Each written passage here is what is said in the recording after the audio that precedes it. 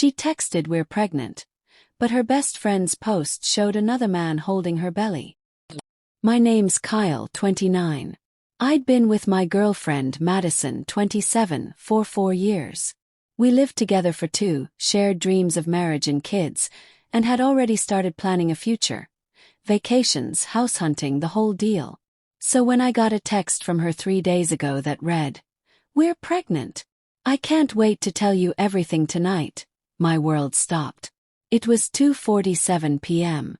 I was sitting in a strategy meeting, pretending to pay attention, but that message blew everything else away. My heart raced. I texted her back. "Oh my God, this is incredible news. I love you so much. Can't wait to celebrate tonight." I sat there grinning like a fool. That moment felt like the beginning of a new chapter, the one where I'd finally get to be a dad. I left work early, picked up sparkling grape juice, the fancy kind we saved for anniversaries, 24 roses, even bought a tiny pair of baby shoes from a boutique on a whim. I was floating.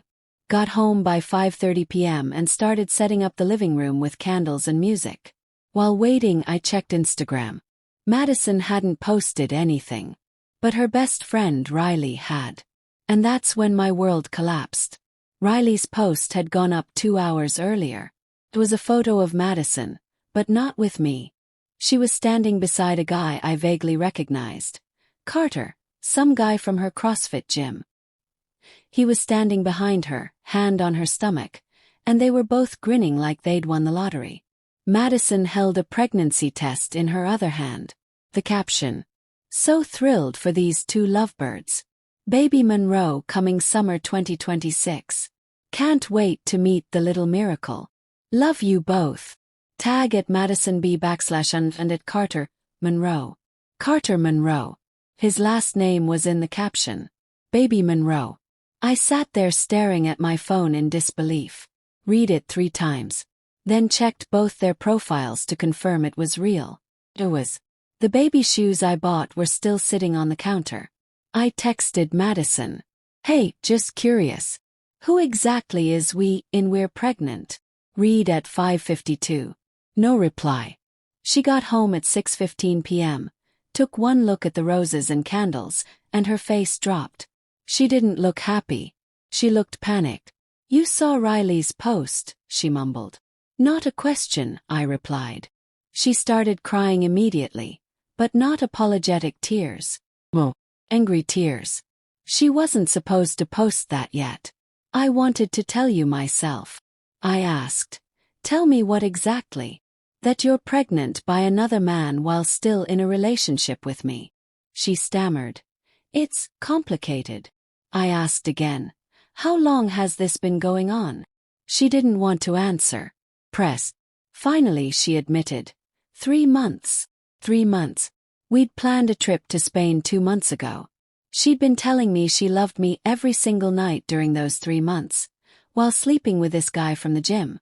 I asked her to leave. She refused. Claimed the apartment was hers too.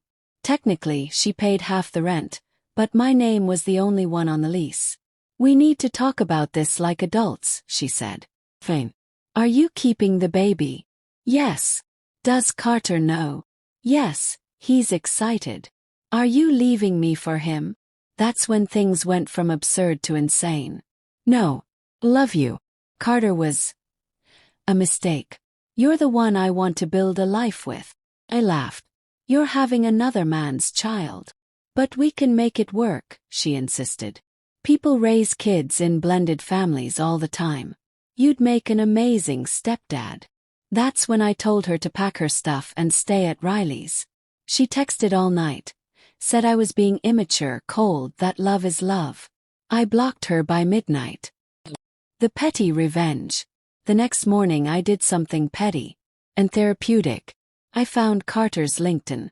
Saw he worked at a trendy tech startup, the kind with kombucha on tap and "we're a family" culture. So I sent a "congratulations on your fatherhood" gift basket to his office. Big one. Balloons, chocolates, bath oils, a onesie that said, "Dad." The card read, "Dear Carter, congrats on your upcoming role as a father. Madison and I had quite the celebration planned. Hope yours goes better. Take care of her. She'll need all the support she can get. The ex. That blew everything up. Apparently, Carter hadn't told anyone at work, including his actual girlfriend. His now ex-girlfriend, I should say. Madison started blowing up my phone from Riley's number, accusing me of ruining her life. Ruining it. Like she hadn't detonated it herself. She came to collect her things the next morning, and brought backup. Riley, her mother, Denise, and Carter showed up like it was a damn intervention. Denise immediately launched in. Kyle, sweetie, I know you're hurt, but don't throw away 4 years over one mistake. Getting pregnant by another man was a mistake. Carter tried to bro-talk me. Look man, Nat. Madison, she loves you. What we had wasn't serious. Just physical. You mean like the baby? Yes. That's serious. His face turned red. I added, how did your girlfriend take the news? He mumbled something about her leaving him, then admitted he got fired after my gift basket blew up at work. Apparently HR thought it was inappropriate that he was sleeping with coworkers. The receptionist who signed for the gift started asking questions. Denise kept pushing. You're stable. You have a good job. You could help them. Just until Carter finds something again. For the baby. They wanted me to bankroll their mistake. Well, I started moving boxes to the hallway. Madison grabbed my arm, sobbing. Please, I'll do therapy, anything. Don't give up on us. There is no us. You gave that up 3 months ago. Denise shouted that I was selfish. Madison sobbed that I'd regret this when I'm old and alone. I told her. I didn't lose anything. You did. Escalation. Over the next few days, the harassment ramped up. Madison had been auto-paying her car insurance, phone bill and credit card, all from my account, without telling me. $473 a month. Cancelled everything. She showed up screaming that I'd left her vulnerable. Said Carter couldn't cover the bills because I got him fired. The gall. Then came the false HR complaint at my job, claiming I was sharing revenge porn, a screenshot of Riley's post, and harassing a pregnant ex. Thankfully HR laughed it off. My documentation saved me. Then came the vandalism. My car got smeared with shaving cream and messages like, deadbeat, and real men provide. Security footage caught Riley and 2 other women. Cops got involved. Filed a report. At the grocery store, Madison cornered me with Carter.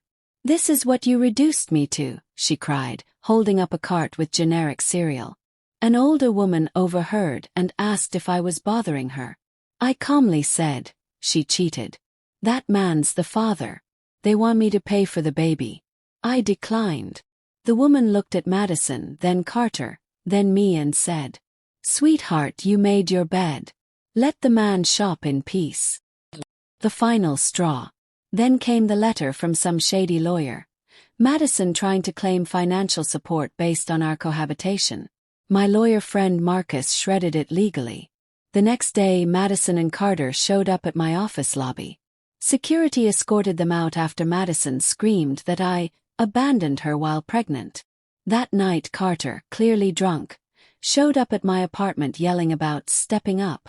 I got a restraining order. Then came the TikTok videos. A series called Pregnant and Abandoned, where she implied I was the father and left when I found out. Left out the part where she was sleeping with Carter. People started noticing Carter in the background. One comment from his ex. You cheated on me with her. Stop pretending you're victims. Then last Monday I found an envelope under my door. Ultrasound photos. A note that read, This is your last chance to be part of something beautiful. Don't let pride ruin 3 lives. 3 lives. Her Carter and the baby. I filed the restraining order the next day. It was granted on the spot. They were served 2 days later. Riley texted me after. You got them arrested. She's pregnant. They weren't arrested. Just served papers. But Madison apparently had a meltdown so dramatic someone called 911. Her mom left me a voicemail.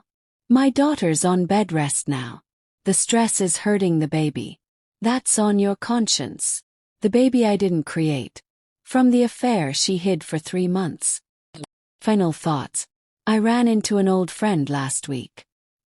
He looked at me and said, "Kyle, you really dodged a bullet." He's right. If I hadn't seen that post from Riley, I might have actually believed I was the father. Might have married Madison. Raised another man's child. Funded their fantasy life. Instead I'm free. Madison and Carter made their choices. Now they can live with them. Together. Without me. Forever.